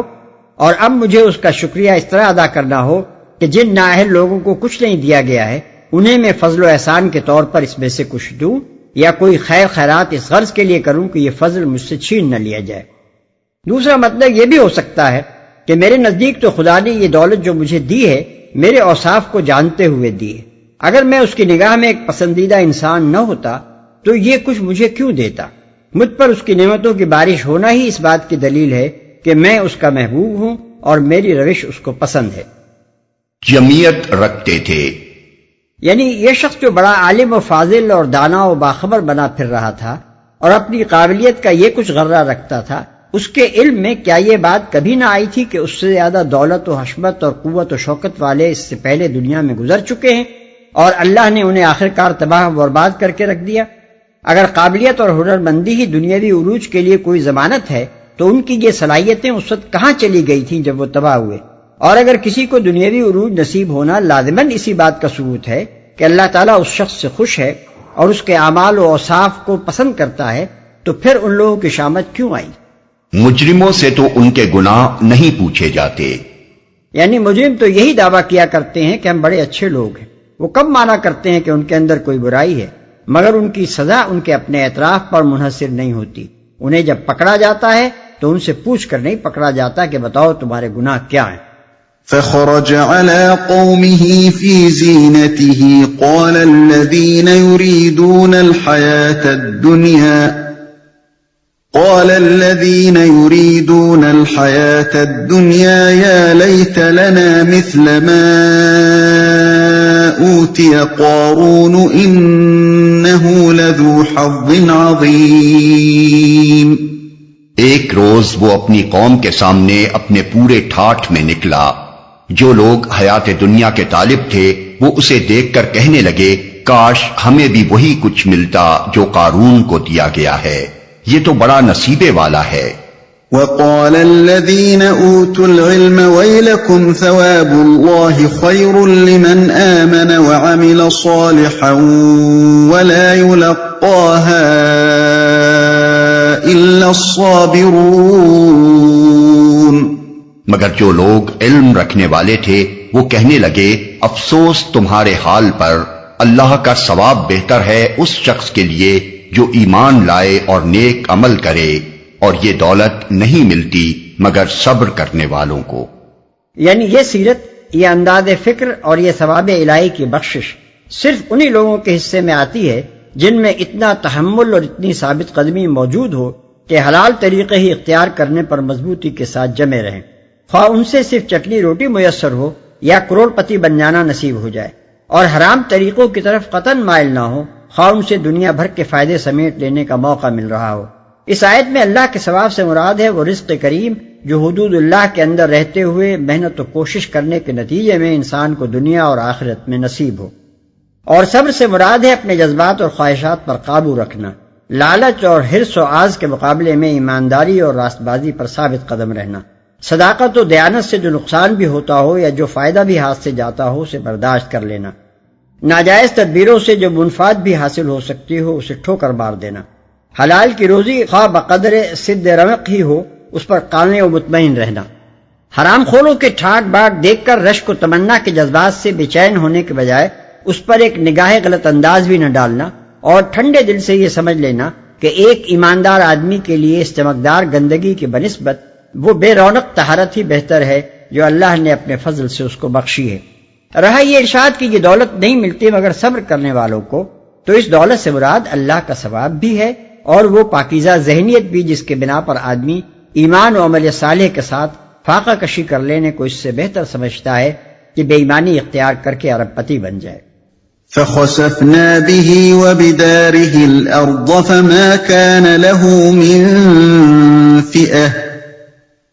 فما كان له من فئة ينصرونه من دون الله وما كان من المنتصرين۔ آخر کار ہم نے اسے اور اس کے گھر کو زمین میں دھسا دیا، پھر کوئی اس کے حامیوں کا گروہ نہ تھا جو اللہ کے مقابلے میں اس کی مدد کو آتا، اور نہ وہ خود اپنی مدد آپ کر سکا۔ وَأَصْبَحَ الَّذِينَ تَمَنَّوْا مَكَانَهُ بِالْأَمْسِ يَقُولُونَ وَيْكَأَنَّ اللَّهَ يَبْسُطُ الرِّزْقَ لِمَن يَشَاءُ مِنْ عِبَادِهِ وَيَقْدِرُ لَوْلَا أَمَّنَّ اللَّهُ عَلَيْنَا لَخَسَفَ بِنَا وَيْكَأَنَّهُ لَا يُفْلِحُ الْكَافِرُونَ۔ اب وہی لوگ جو کل اس کی منزلت کی تمنا کر رہے تھے کہنے لگے افسوس ہم بھول گئے تھے کہ اللہ اپنے بندوں میں سے جس کا رزق چاہتا ہے کشادہ کرتا ہے اور جسے چاہتا ہے نپا تلا دیتا ہے۔ اگر اللہ نے ہم پر احسان نہ کیا ہوتا تو ہمیں بھی زمین میں دھسا دیتا، افسوس ہم کو یاد نہ رہا کہ کافر فلاح نہیں پایا کرتے۔ جسے چاہتا ہے نپا تلا دیتا ہے، یعنی اللہ کی طرف سے رزق کی کشادگی و تنگی جو کچھ بھی ہوتی ہے اس کی مشیت کے بنا پر ہوتی ہے، اور اس مشیت میں اس کی کچھ دوسری ہی مصلحتیں کارفرما ہوتی ہیں۔ کسی کو زیادہ رزق دینے کے معنی لازماً یہی نہیں ہے کہ اللہ اس سے بہت خوش ہے اور اسے انعام دے رہا ہے۔ بسا اوقات ایک شخص اللہ کا نہایت مغضوب ہوتا ہے مگر وہ اسے بڑی دولت عطا کرتا چلا جاتا ہے، یہاں تک کہ آخر کار یہی دولت اس کے اوپر اللہ کا سخت عذاب لے آتی ہے۔ اس کے برعکس اگر کسی کا رزق تنگ ہے تو اس کے معنی لازماً یہی نہیں ہے کہ اللہ تعالیٰ اس سے ناراض ہے اور اسے سزا دے رہا ہے۔ اکثر نیک لوگوں پر تنگی اس کے باوجود رہتی ہے کہ وہ اللہ کے محبوب ہوتے ہیں، بلکہ بارہا یہی تنگی ان کے لیے خدا کی رحمت ہوتی ہے۔ اس حقیقت کو نہ سمجھنے ہی کا نتیجہ یہ ہوتا ہے کہ آدمی ان لوگوں کی خوشحالی کو رشک کی نگاہ سے دیکھتا ہے جو دراصل خدا کے غضب کے مستحق ہوتے ہیں۔ کافر فلاح نہیں پایا کرتے۔ یعنی ہمیں یہ غلط فہمی تھی کہ دنیاوی خوشحالی اور دولت مندی ہی فلاح ہے۔ اسی وجہ سے ہم یہ سمجھے بیٹھے تھے کہ قارون بڑی فلاح پا رہا ہے، مگر اب پتہ چلا کہ حقیقی فلاح کسی اور ہی چیز کا نام ہے اور وہ کافروں کو نصیب نہیں ہوتی۔ قارون کے قصے کا یہ سبق آموز پہلو صرف قرآن ہی میں بیان ہوا ہے، بائبل اور تلمود دونوں میں اس کا کوئی ذکر نہیں ہے۔ البتہ ان دونوں کتابوں میں جو تفصیلات بیان ہوئی ہیں ان سے یہ معلوم ہوتا ہے کہ بنی اسرائیل جب مصر سے نکلے تو یہ شخص بھی اپنی پارٹی سمیت ان کے ساتھ نکلا، اور پھر اس نے حضرت موسیٰ و ہارون علیہ السلام کے خلاف ایک سازش کی جس میں 250 آدمی شامل تھے۔ آخر کار اللہ کا غضب اس پر نازل ہوا اور یہ اپنے گھر بار اور مال و اسباب سمیت زمین میں دھس گیا۔ تلك الدار الآخرة نجعلها للذين لا يريدون علوا في الأرض ولا فسادا والعاقبة للمتقين۔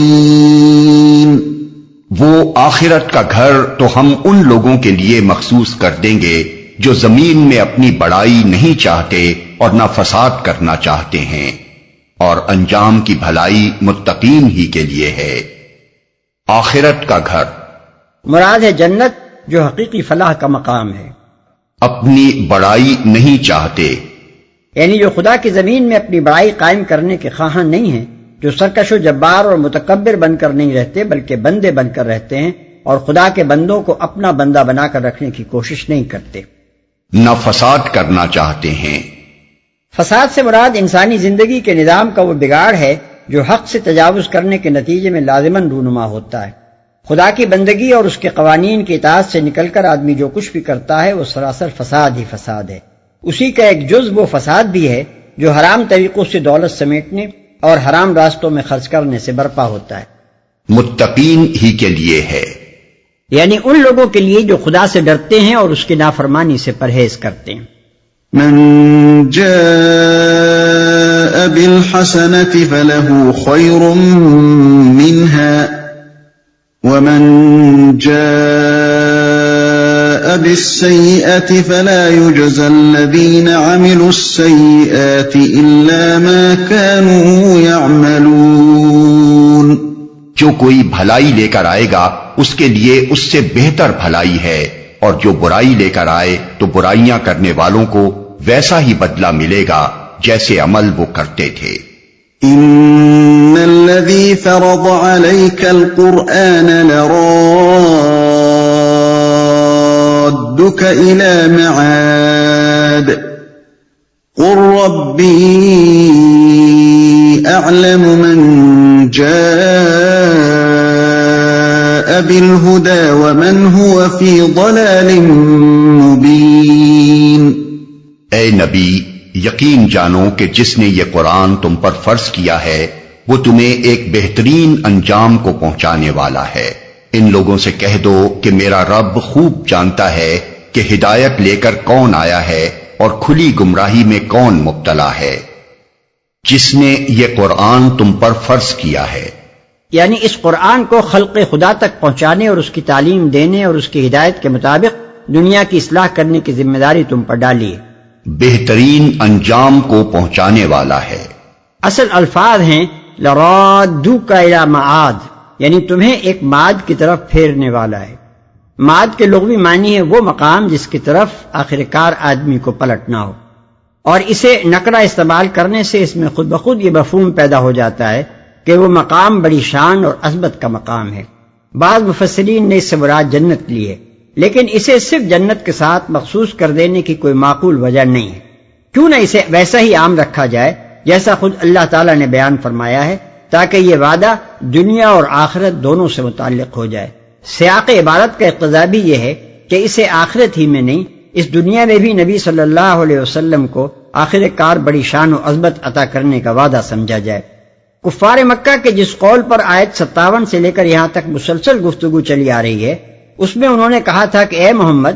صلی اللہ علیہ وسلم، تم اپنے ساتھ ہمیں بھی لے ڈوبنا چاہتے ہو؟ اگر ہم تمہارا ساتھ دیں اور اس دین کو اختیار کر لیں تو عرب کی سرزمین میں ہمارا جینا مشکل ہو جائے۔ اس کے جواب میں اللہ تعالیٰ اپنے نبی سے فرماتا ہے، اے نبی صلی اللہ علیہ وسلم، جس خدا نے اس قرآن کی علمبرداری کا بار تم پر ڈالا ہے وہ تمہیں برباد کرنے والا نہیں ہے، بلکہ تم کو اس مرتبے پر پہنچانے والا ہے جس کا تصور بھی یہ لوگ آج نہیں کر سکتے۔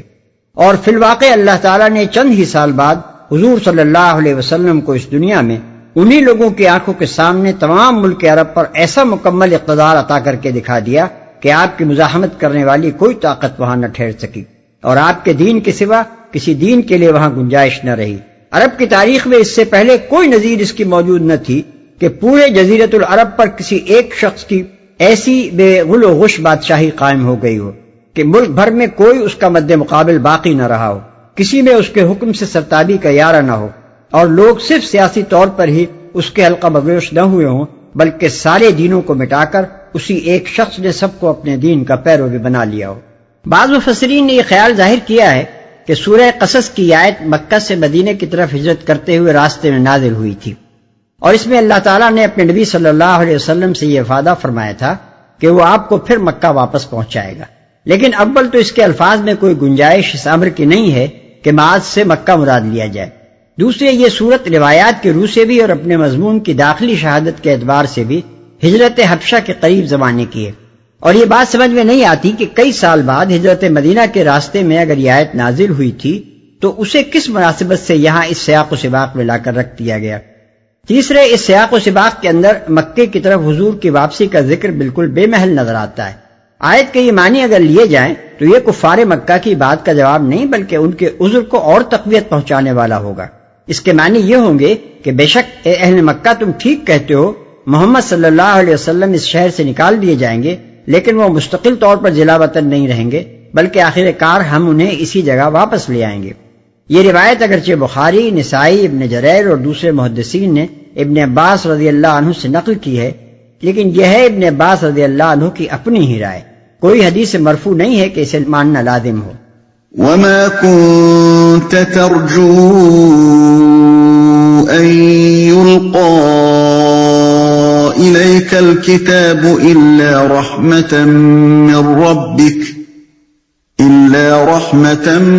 من ربك فلا تكونن ظهيرا للكافرين ولا يصدنك عن آيات الله بعد إذ أنزلت إليك وادع إلى ربك ولا تكونن من المشركين ولا تدع مع الله إلها آخر لا إله إلا هو كل شيء هالك إلا وجهه له الحكم وإليه ترجعون۔ تم اس بات کے ہرگز امیدوار نہ تھے کہ تم پر کتاب نازل کی جائے گی، یہ تو محض تمہارے رب کی مہربانی سے تم پر نازل ہوئی ہے، پس تم کافروں کے مددگار نہ بنو،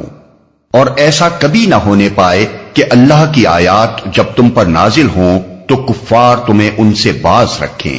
اپنے رب کی طرف دعوت دو اور ہرگز مشرکوں میں شامل نہ ہو، اور اللہ کے ساتھ کسی دوسرے معبود کو نہ پکارو، اس کے سوا کوئی معبود نہیں ہے، ہر چیز ہلاک ہونے والی ہے سوائے اس کی ذات کے، فرما روائی اسی کی ہے اور اسی کی طرف تم سب پلٹائے جانے والے ہو۔ تمہارے رب کی مہربانی سے تم پر نازل ہوئی ہے۔ یہ بات محمد صلی اللہ علیہ وسلم کی نبوت کے ثبوت میں پیش کی جا رہی ہے۔ جس طرح موسیٰ علیہ السلام بالکل بے خبر تھے کہ انہیں نبی بنایا جانے والا ہے اور ایک عظیم الشان مشن پر وہ مامور کیے جانے والے ہیں، ان کے حاشیہ خیال میں بھی اس کا ارادہ یا خواہش تو درکنار، اس کی توقع تک کبھی نہ گزری تھی۔ بس یکایک راہ چلتے انہیں کھینچ بلا لیا گیا اور نبی بنا کر وہ حیرت انگیز کام ان سے لیا گیا جو ان کی سابق زندگی سے کوئی مناسبت نہیں رکھتا تھا۔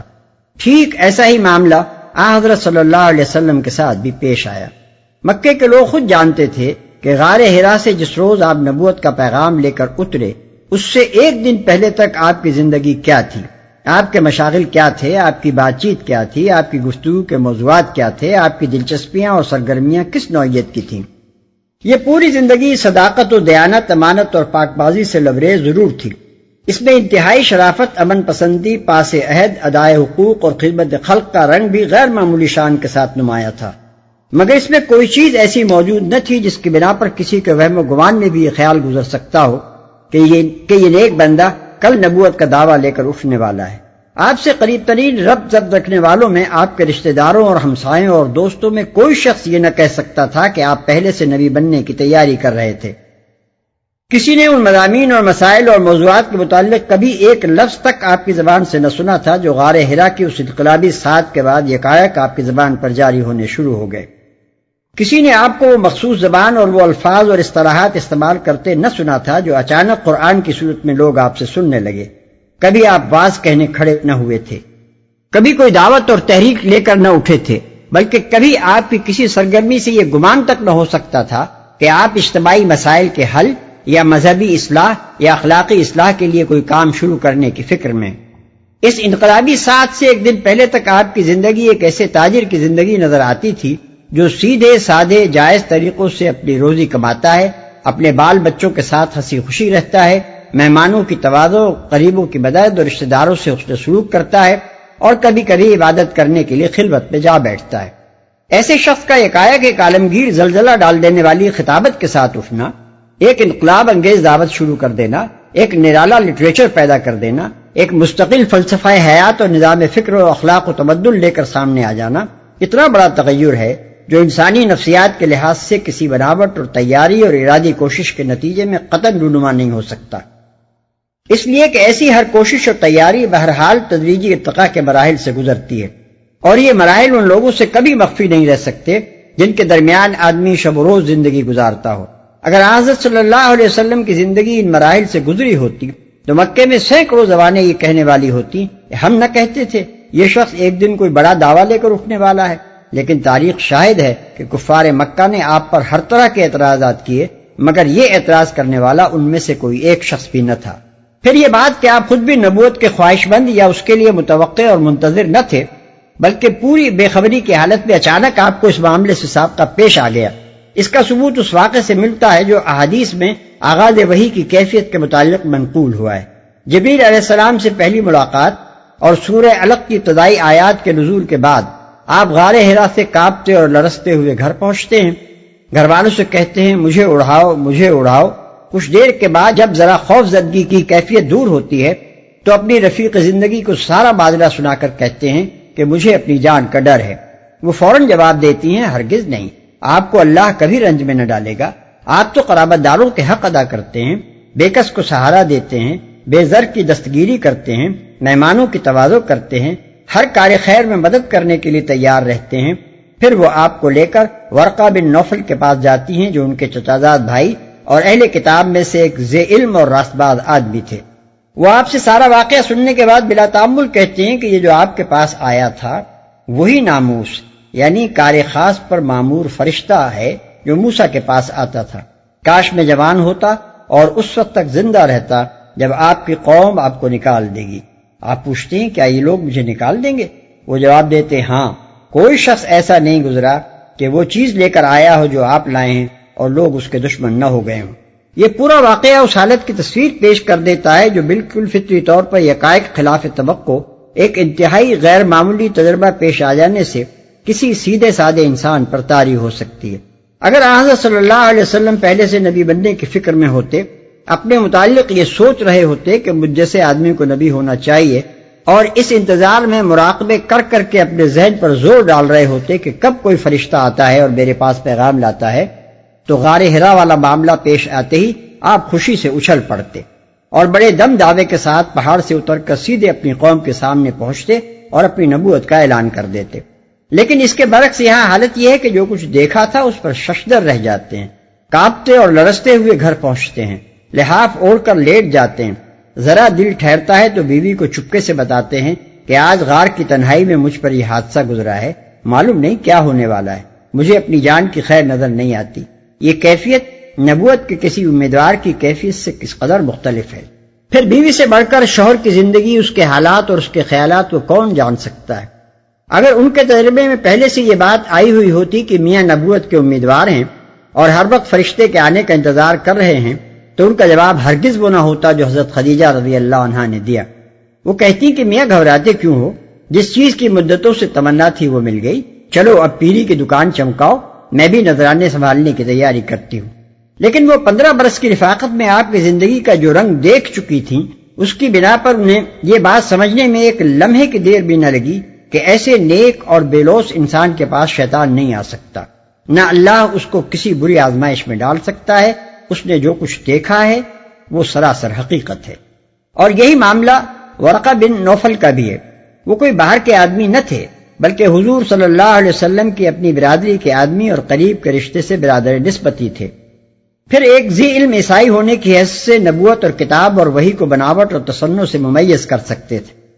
عمر میں کئی سال بڑے ہونے کی وجہ سے آپ کی پوری زندگی بچپن سے اس وقت تک ان کے سامنے تھی۔ انہوں نے بھی آپ کی زبان سے ہرا کی سرگزشت سنتے ہی فوراً کہہ دیا کہ یہ آنے والا یقیناً وہی فرشتہ ہے جو موسیٰ علیہ السلام پر وحی لاتا تھا، کیونکہ یہاں بھی وہی صورت پیش آئی تھی جو حضرت موسیٰ علیہ السلام کے ساتھ پیش آئی تھی۔ ایک انتہائی پاکیزہ سیرت کا سیدھا سادہ انسان، بالکل خالی الذہن ہے، نبوت کی فکر میں رہنا تو درکنار، اس کے حصول کا تصور تک اس کے حاشیہ خیال میں کبھی نہیں آیا ہے، اور اچانک وہ پورے ہوش و حواس کے حالت میں علانیہ اس تجربے سے دوچار ہوتا ہے۔ اسی چیز نے ان کو 2 اور 2 4 کی طرح بلا ادنا تعامل اس نتیجے تک پہنچا دیا کہ یہاں کوئی فریب نفس یا شیطانی کرشمہ نہیں ہے، بلکہ اس سچے انسان نے اپنے کسی ارادے اور خواہش کے بغیر جو کچھ دیکھا ہے وہ دراصل حقیقت ہی کا مشاہدہ ہے۔ یہ محمد صلی اللہ علیہ وسلم کی نبوت کا ایک ایسا بین ثبوت ہے کہ ایک حقیقت پسند انسان مشکل ہی سے اس کا انکار کر سکتا ہے۔ اسی لیے قرآن میں متعدد مقامات پر اسے دلیل نبوت کی حیثیت سے پیش کیا گیا ہے۔ مثلا سورہ یونس میں فرمایا قُلْ لَوْ شَاءَ اللَّهُ مَا تَلَوْتُهُ عَلَيْكُمْ وَلَا أَدْرَاكُمْ بِهِ فَقَدْ لَبِثْتُ فِيكُمْ عُمْرًا مِّن قَبْلِهِ أَفَلَا تَعْقِلُونَ۔ آیت 16۔ یعنی اے نبی ان سے کہو کہ اگر اللہ نے یہ نہ چاہا ہوتا تو میں کبھی یہ قرآن تمہیں نہ سناتا، بلکہ اس کی خبر تک وہ تم کو نہ دیتا۔ آخر میں اس سے پہلے ایک عمر تمہارے درمیان گزار چکا ہوں، کیا تم اتنی بات بھی نہیں سمجھتے؟ اور سورہ شورى میں فرمایا ما كنت تدری ما الكتاب ولا الایمان ولكن جعلناه نورا نهدی به من نشاء من عبادنا۔ آیت 52۔ اے نبی تم تو جانتے تک نہ تھے کہ کتاب کیا ہوتی ہے اور ایمان کیا ہوتا ہے، مگر ہم نے اس وحی کو ایک نور بنا دیا جس سے ہم رہنمائی کرتے ہیں اپنے بندوں میں سے جس کی چاہتے ہیں۔ کافروں کے مددگار نہ بنو۔ یعنی جب اللہ نے یہ نعمت تمہیں بے مانگے عطا فرمائی ہے تو اس کا حق اب تم پر یہ ہے کہ تمہاری ساری قوتیں اور محنتیں اس کی علمبرداری پر، اس کی تبلیغ پر اور اسے فروغ دینے پر صرف ہوں۔ اس میں کوتاہی کرنے کے معنی یہ ہوں گے کہ تم نے حق کے بجائے منکرین حق کی مدد کی۔ اس کا یہ مطلب نہیں ہے کہ معاذ اللہ نبی صلی اللہ علیہ وسلم سے ایسی کسی کوتاہی کا اندیشہ تھا، بلکہ دراصل اس طرح اللہ تعالیٰ کفار کو سناتے ہوئے اپنے نبی کو یہ ہدایت فرما رہا ہے کہ تم ان کے شور و غوغا اور ان کی مخالفت کے باوجود اپنا کام کرو اور اس کی کوئی پرواہ نہ کرو کہ دشمنان حق اس دعوت سے اپنے قومی مفاد پر ضرب لگنے کے کیا اندیشے ظاہر کرتے ہیں۔ کفار تمہیں ان سے باز رکھیں، یعنی ان کی تبلیغ و اشاعت سے اور ان کے مطابق عمل کرنے سے۔ فرماروائی اسی کی ہے۔ یہ مطلب بھی ہو سکتا ہے کہ فرماروائی اسی کے لیے ہے، یعنی وہی اس کا حق رکھتا ہے۔